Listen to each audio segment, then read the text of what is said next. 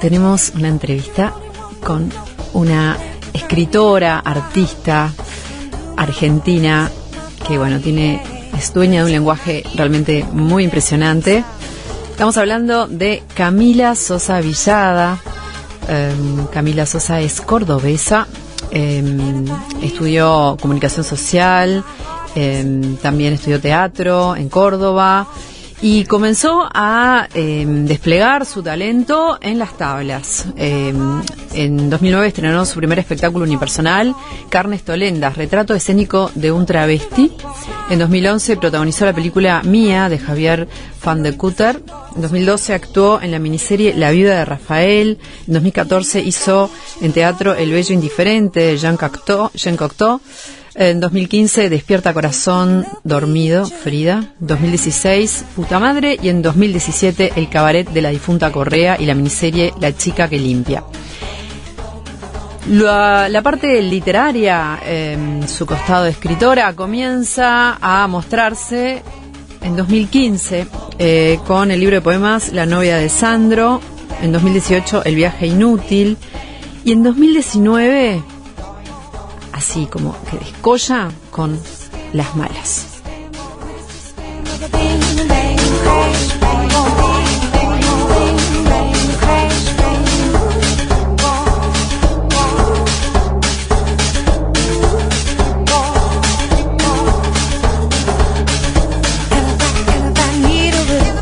Las malas, tuvo varios premios internacionales como el Sor Juana Inés de la Cruz, el Finestrés de Narrativa y el Grand Prix. Es considerada como una de las mejores novelas publicadas en 2019. Ha sido traducida a más de 10 idiomas. ¿De qué se trata Las malas? Cuando llegó a Córdoba capital para estudiar en la universidad, Camila Sosa Villada fue una noche muerta de miedo a espiar a las travestis del Parque Sarmiento y encontró su primer lugar de pertenencia en el mundo. Las malas es un rito de iniciación, un cuento de hadas y de terror, un retrato de grupo, un manifiesto explosivo, una visita guiada a la imaginación de su autora y una crónica distinta de todas. En su ADN convergen las dos facetas trans que más repelen y aterran a la buena sociedad, la furia travesti y la fiesta de ser travesti. En su voz literaria conviven Marguerite Duras, Wisława Szymborska y Carson McCullers, con tonada cordobesa. Las malas es esa clase de libro que en cuanto terminamos de leer, queremos que lo lea el mundo entero.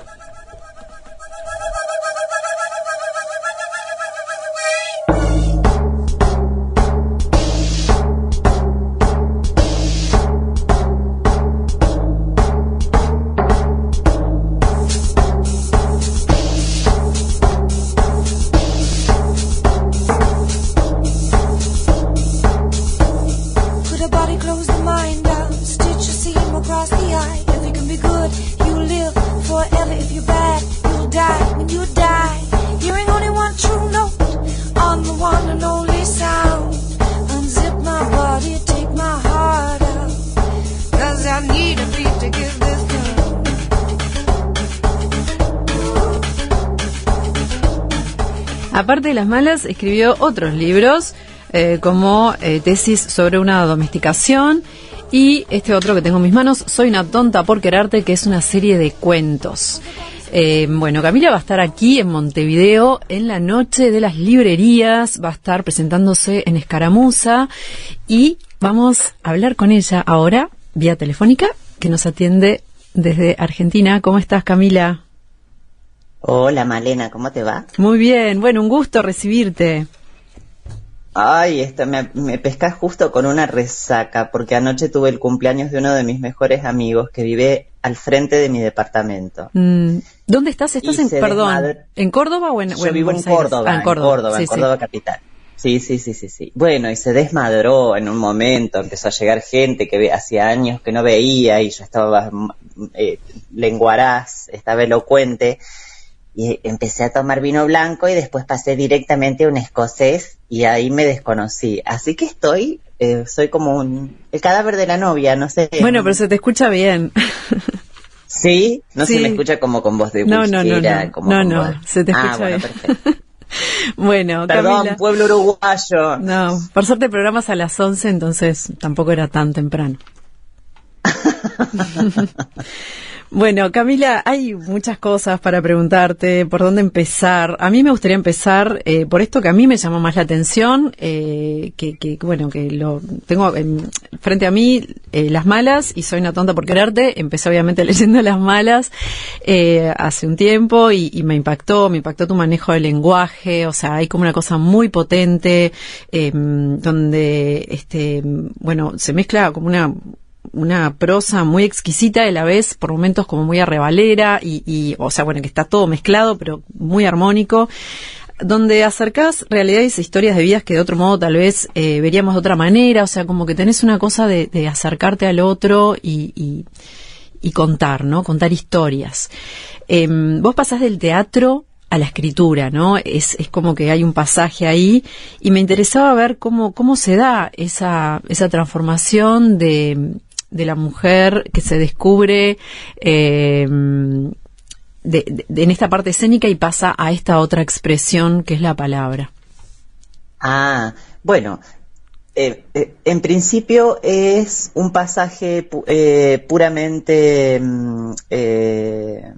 temporal, es decir, pasé de un oficio a otro porque primero empecé a trabajar como actriz y después en algún momento coqueteé con un libro de poemas que se llama La novia de Sandro, con la literatura. Después ya se puso un poco más seria la cosa con El viaje inútil y terminó explotando con Las Malas.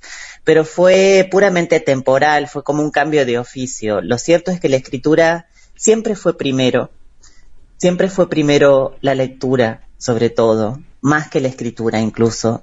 Y siempre he hecho en falta esa lectora que fui y que no he podido recuperar durante todos estos años, supongo un poco que copada por la mierda esta de internet, o sea, que la amo encima, que me parece un invento maravilloso, pero de alguna forma mi atención se fue hacia otro lado, y después a las plataformas, y después a algún chongo, y después a problemas de salud de mis viejos. Bueno, entonces siempre extraño lo primero que existió para mí, que fue la lectura, aprender a leer y empezar a leer y a entender y a imaginar y conocer a través de libros de otras personas. ¿Y cómo fue ese acercamiento a la lectura? Bueno, eso lo cuento yo mejor de lo que te lo puedo contar ahora con todo este alcohol encima en sangre en El viaje inútil. Pero nosotras vivíamos en un pueblito muy pequeño con mi vieja, un pueblo rural del oeste cordobés, en el que no había luz eléctrica, en el que no había absolutamente nada por hacer más que trabajar con los animales y con nada más, y entretenerse con lo que se podía, que por lo general eran jugar con las cabras, jugar con un caballo, jugar con las gallinas, escaparse al monte a encontrar arroyos o ríos donde bañarse, pero no más que eso. Y mi mamá me enseñó a leer con una Biblia para niños, una Biblia que tenía letras grandes, y ella me leía en voz alta e iba con la uña subrayando lo que iba leyendo. Entonces ella me decía, mira por dónde va mi uña y mira lo que te voy diciendo. Entonces, de alguna forma, esa manera de enseñarme a leer, en algún momento yo agarré ese libro y empecé a leerlo sola, en voz alta. Y mi papá me enseñaba a escribir, yo ya sabía escribir mi nombre, sabía escribir un par de cosas, sabía todas las letras. Me sentaba en su falda cuando estaba cenando y me ponía un cuaderno en la mesa y me empezaba a hacer que copiara las letras que él iba poniendo en el cuaderno, y me iba explicando. Mirá la dedicación de dos personas que no eran para nada aspirantes intelectuales, ni tenían título. Mi mamá ni siquiera terminó el secundario, y sin embargo se interesaron por esa educación, y eso fue como si hubieran depositado una bomba adentro mío. Fue el regalo más lindo y también fue el que más me alejó de ellos después, para encerrarme en mi cuarto a leer y escribir. Claro. Y sacarlos un momento de mi vida, ¿no? Sí.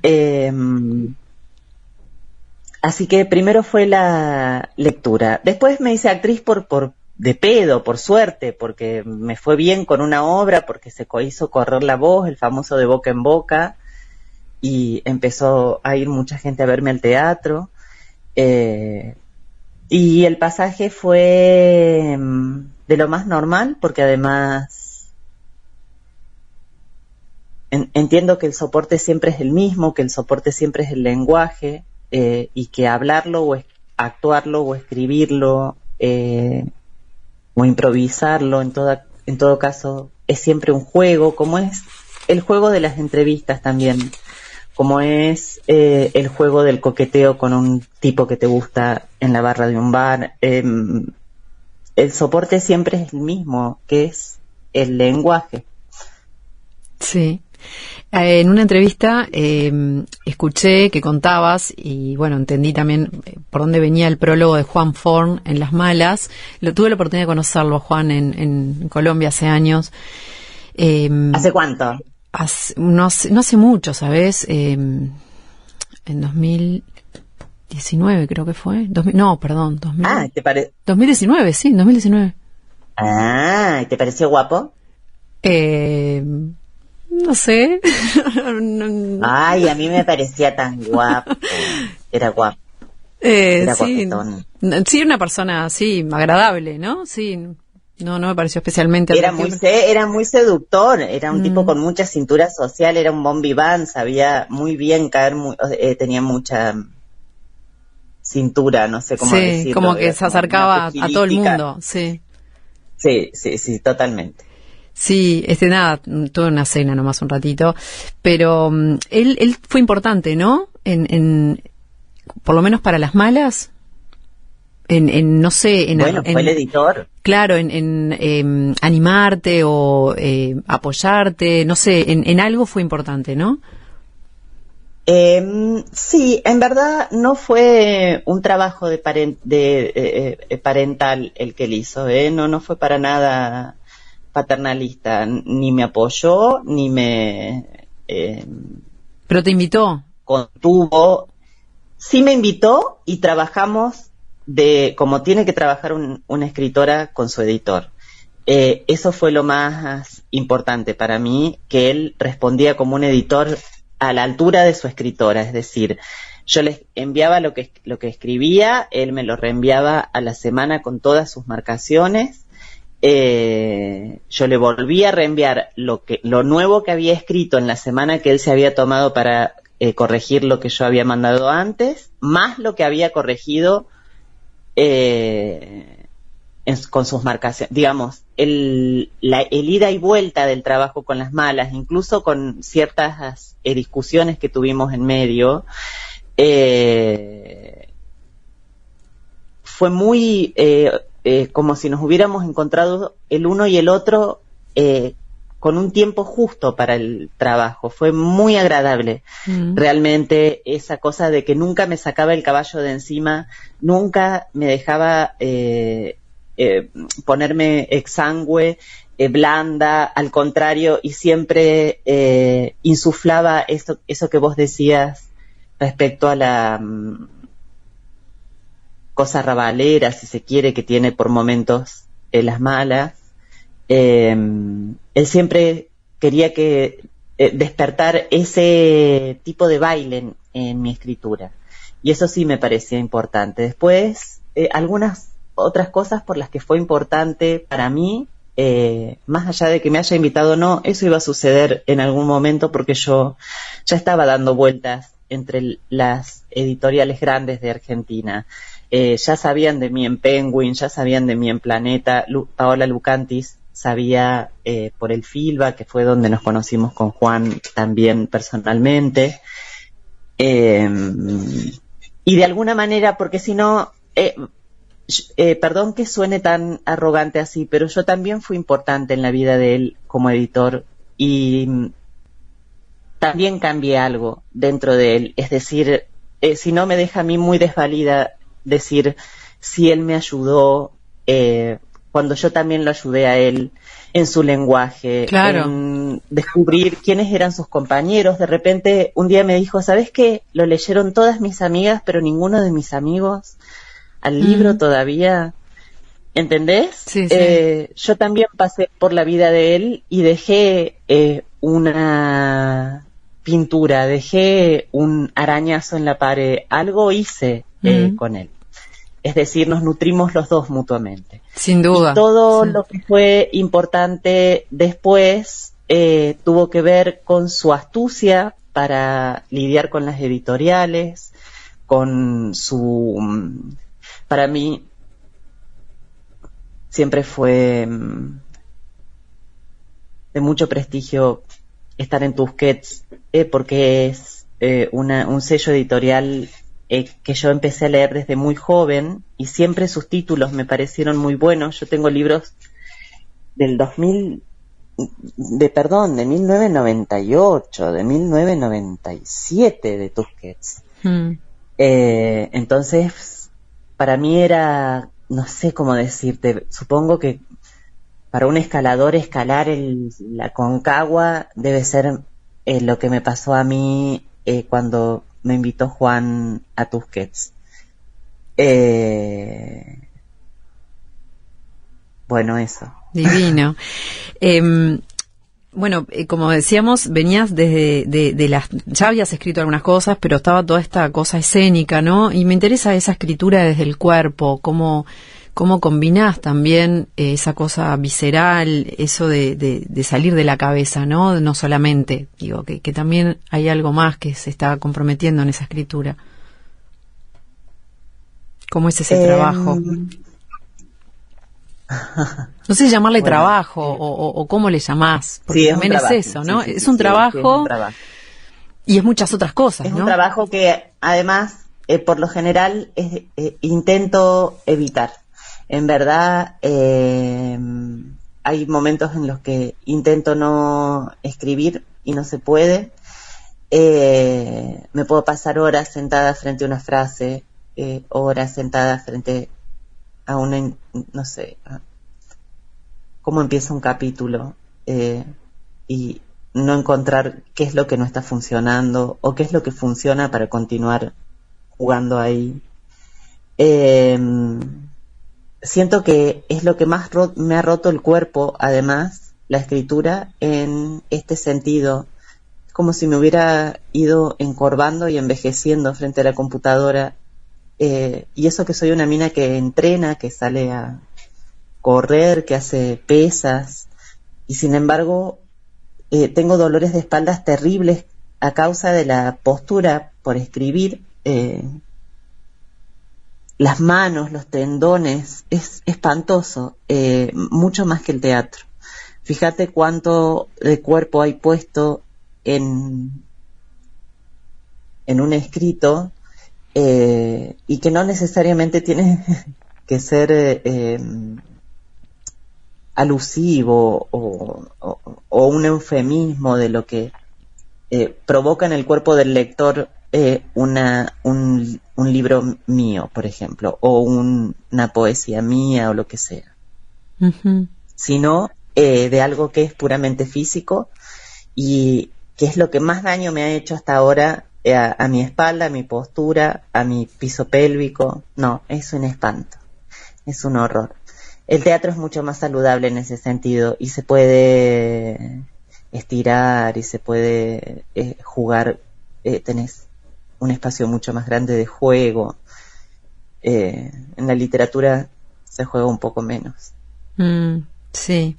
Has nombrado a Carson McCullers, por ejemplo. ¿Qué otros han sido referentes para ti, que son hoy en día referentes, digamos, ¿no? Porque eso supongo que va cambiando todo el tiempo. Sí, bueno, la Carson siempre, Sharon Olds también, Joan Didion también, Marguerite Duras, Lorca. Esos son como los que andan dando vueltas siempre. Ellos tienen esa cosa, ¿no? De decir, la vida propia es como la gran materia prima, ¿no? Como como decirlo, por ahí es para todos así, pero como que hay como, por lo menos John Didion tiene esa cosa como muy de tomar la propia vida.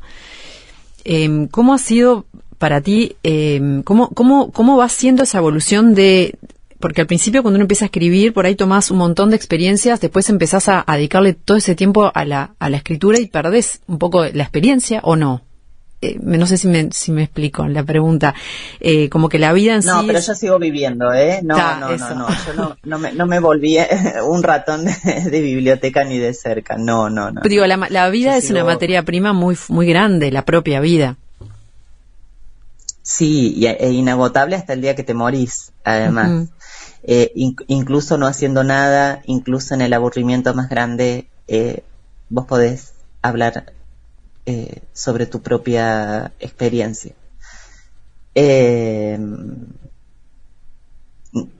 Y es así, qué sé yo, ya ni siquiera lo pienso, es un movimiento muy natural. En algún momento con las malas yo tuve la necesidad de defender la creatividad, pero era un movimiento más político que literario. Es decir, yo lo que estaba tratando de decir es, no, las trabas también hacemos ficción, ¿no? Uh-huh. Después eso dejó de importarse. De alguna manera, no sé por qué eso dejó de importarme. Dejó de tener relevancia. Y bueno, el tema de la espiritualidad es otra cosa que está presente en tu obra. Hay, bueno, por ejemplo, la figura de la difunta Correa, por ejemplo, que es esta...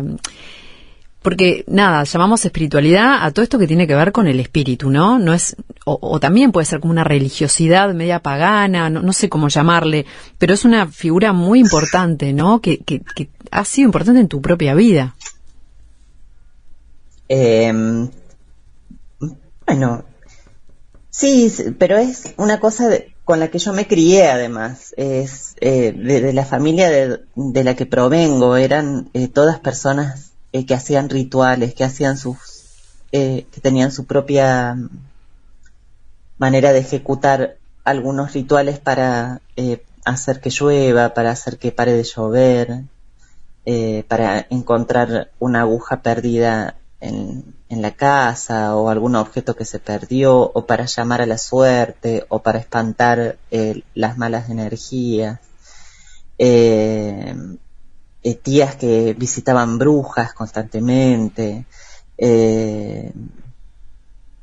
Tengo un tío que vendría a ser tío abuelo, no, tatara tío abuelo, no, era hermano de mi bisabuelo y había hecho un pacto con el diablo. Es algo que avergüenza muchísimo a la familia, además, que yo me acuerdo de mi abuela que cada vez que sacaban el tema se avergonzaba y se retiraba del lugar porque le daba vergüenza tener un pariente así. A mi abuelo le pasaba lo mismo. Entonces, bueno, y a la vez eran campesinos, entonces estaban en contacto con la tierra, con hacer cosas, con tener una vida en serio, sabían tejer, sabían cocinar, sabían hacer pan, sabían hacer una casa, sabían plantar flores, sabían plantar árboles frutales, uh-huh. Alimentar animales, esquilar ovejas, tenían una vida en serio también, una vida material, una vida hecha de las cosas que son importantes además, más allá de lo espiritual. Pero claro, yo vengo de ahí, entonces para mí todo el tiempo está hay una especie, Borges lo dice muy bonito, una grieta por la que Dios acecha, una cosa así. Bueno, yo entiendo que hay una grieta por la que se asoma el mundo del otro lado, lo que no podemos ver, y que tiene que ver con la suerte, que tiene que ver con nuestros muertos. Uh-huh. ¿Cómo ha sido para ti este desarrollo de la construcción de un lenguaje? O sea, porque hay, bueno, este lenguaje muy, muy claro, muy característico tuyo, Pero ¿cómo se alimenta, cómo se mantiene, cómo se evoluciona en esa propia construcción? ¿Cuáles son tus desafíos hoy para llevar al papel toda esta vivencia, todo esto que traes ahora, que yo no lo había pensado, pero también la presencia de la tierra, ¿no? Que también está en tu obra, porque hay como una cosa muy terrenal que es muy atractiva. Entonces está esa mezcla también de lo que no se ve, no sé, luminoso, pero también esta cosa muy muy presente de la tierra, ¿no? Que ahora que lo decís lo siento más. Y eso lo llevas a un lenguaje, ¿no? Que es la construcción, que es realmente eso que edificás, pero ¿cómo va cambiando esa búsqueda? Cambia cuando pasás de editor a editor, supongo. Cada editor hace de vos, o va, como en un videojuego, vas ascendiendo en el grado de dificultad. Y yo he tenido un muy lindo recorrido con los editores con los que he trabajado, con las editoras con las que he trabajado también. Y un recorrido que ha sido de aprendizaje, al que yo siempre he entrado sabiendo que yo estaba siempre en posición de aprendiz. Entonces, todo lo que ellos decían al menos merecía una reflexión de mi parte y nunca una necedad, es decir, no, esto no se toca, o no, esto que me está diciendo ella no está bien. En todo caso, tratar de argumentar, de reescribir, de defender algo por lo que creo. Por ejemplo, en Tesis sobre una domesticación hay unos momentos en los que la actriz, que es la protagonista de la novela, se cuela en esa tercera persona que está escribiendo la tesis sobre ella, y aparecen como pequeños monólogos de ella, como si fueran una intromisión. Entonces, yo tuve que argumentar y defender eso frente a mi editora, frente a Paola, y logramos un acuerdo, logramos un contrato literario respecto a por qué esa voz se colaba de esa manera en una tesis que estaba escrita en tercera persona. Y eso para mí fue muy importante, poder ser aprendiz, pero además ser un aprendiz que ya entendía de qué estaba hablando, de por qué necesitaba escribir eso en itálica o entre comillas o como sea, para que la voz de la actriz estuviera presente siempre. Y esa discusión lo único que hizo fue enriquecerme como escritora. Siempre es a través de ese trabajo que hacen los editores, por eso son tan importantes, y a veces están tan manoseados en la industria editorial. ¿Y cómo te llega el retorno de los lectores? ¿Te has asombrado con algo, sorprendido? Por lo general no sé muy bien qué se hace con eso, porque yo no escribo pensando en los lectores, escribo para mí, escribo para mi propia para mi propio disfrute, no pienso en ellos. Entonces, de repente ver lo que provoca en otros me deja desvalida, porque no sé más que agradecer qué se puede hacer con eso.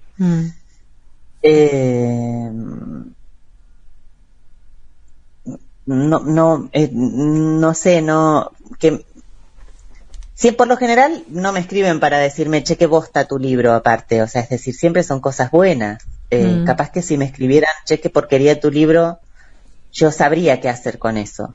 Pero frente a un elogio o a una aprobación, no sé cómo reaccionar. Sí me llamó muchísimo la atención una vez, en el 2019, en el Malva, en Buenos Aires, una chica se acercó para que le firmara un ejemplar de Las Malas, porque la mamá estaba aprendiendo a leer con ese libro. Mirá.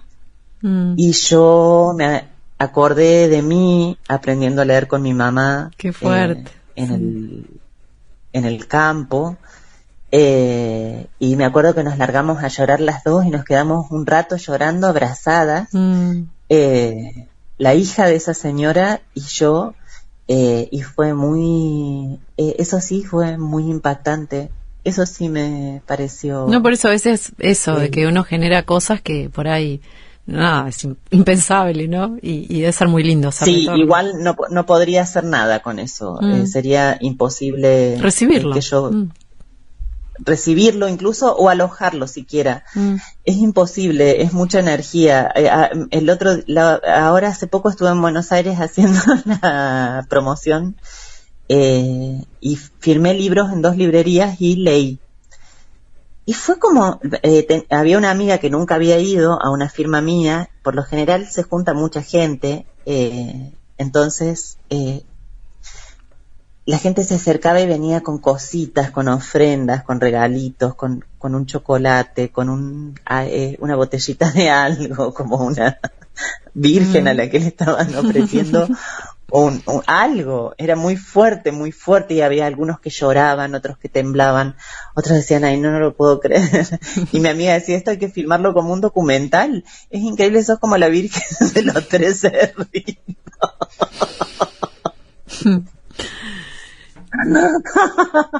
Y yo recibo todo eso y después vuelvo enferma.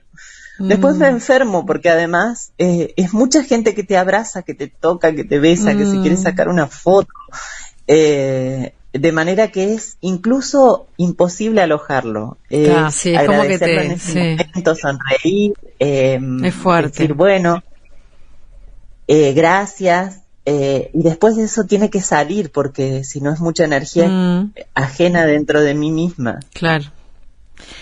Camila, me gustaría saber cómo te llevas con el lenguaje inclusivo. Bueno, le tuve fe en algún momento, me parecía que podía llegar a provocar más de lo que provocó. Lo único que hizo fue, al menos acá, profundizar una grieta. Fue peor de lo que debería haber sido. Es decir, algo del propósito que tiene pensar que no todo lo masculino es lo general, provocó más ira que juego con el lenguaje. Y después en algún momento el mismo lenguaje inclusivo fue como un regulador del lenguaje también. Se volvió una forma de corrección que comenzaron a imponer y que vos tenías que respetar o tenés que respetar y responder a eso. Asertivamente o negativamente, pero tenés que responder a esa demanda que hace el lenguaje inclusivo sobre el habla cotidiana, sobre todo, no tanto la literaria. Yo no podría, me parece, escribir en lenguaje inclusivo.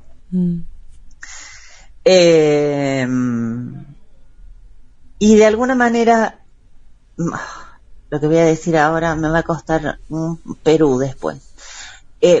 Me dio la sensación de que era un juego que estaban jugando, que estaba jugando el progresismo en Argentina al menos, y que era rechazado en las clases entre las trabas de mi edad, las trabas más grandes que yo decían, ¿qué? ¿Todes? ¿Qué? ¿Qué es eso? ¿Entendés? Entonces vos decías, bueno, esto significa esto, porque si no queda todo como que lo general es lo masculino. No, pero qué mierda, no me importa y no sé qué. Bueno, se volvió un poco un perseguidor y ya me dejó de interesar. No le veo el gollete. Ahora al menos no. Bien, sí, me interesaba tu opinión. Hay muchas cosas que quiero seguir preguntándote, pero bueno, el tiempo se nos va. Tenemos ahora después una columna de sueños y si no va a quedar espacio. Pero bueno, te vamos a ir a escuchar el viernes 10 de noviembre a Escaramuza, que vas a estar allí. Ay, qué bueno. Sí, vas a estar en la noche de las librerías, que es bueno una noche muy especial acá en Montevideo, hay mucha movida, es hermoso. Y bueno, va a ser un gusto recibirte. Ay, eso espero, que no caerles mal, no caerles como una pesada. No, y tienen que leer tus libros, que los que no los leyeron están acá y es la verdad que está buenísimo leerte, es una experiencia realmente. Porque bueno, a mí me interesa mucho gracias. Todo esto del lenguaje, sobre todo, bueno, todo lo que contás también está buenísimo, saber, acercarse a un montón de cosas, pero realmente hay como una cosa muy, muy potente. ¡Ay, qué bueno, qué bueno! Bueno, muchas gracias. Nos veremos ahí entonces. Camila, un gusto. Muchas gracias por tu tiempo. Besos. Besos. Chao. Serendipia. Lo que no esperabas, lo que no sabías que estaba.